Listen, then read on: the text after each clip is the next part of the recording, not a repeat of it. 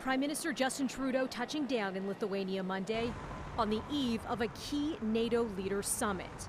Ahead of the talks, the PM was in Latvia, where he announced plans to roughly double the size of Canada's contribution to NATO's mission in the Baltic country, with up to 2,200 troops to be persistently deployed, something that could take 3 years with a commitment of $2.6 billion in funding from the feds, earmarked for Operation Reassurance, a military presence in Eastern Europe to deter Russian aggression. The update coming ahead of the NATO gathering, where Trudeau is expected to face pressure once again to boost Ottawa's contributions to meet the 2% of GDP target for NATO members.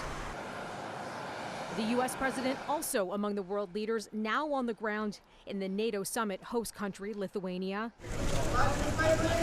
Joe Biden just wrapping up a quick stop in the UK, where he met with the British PM and King Charles.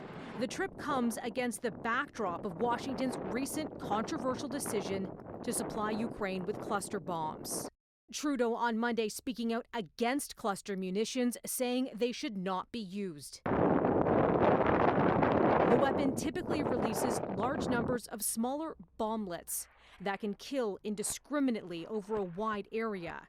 It's prohibited under the Convention on Cluster Munitions, which is signed by more than 100 countries, a long list that does not include Russia, Ukraine, and the U.S. The cluster munitions that we would provide have dud rates far below what Russia is providing, not higher than 2.5%. The White House last week defending its move to send Ukraine cluster munitions amid Kyiv's ammunition shortage. Looking ahead to Tuesday's kickoff to NATO talks, Russia's war on Ukraine is, no surprise, high on the agenda. Expect announcements on more support for Ukraine and potential clashes among leaders on how to navigate Ukraine's vocal push for a path to NATO membership. Melissa Duggan, City News.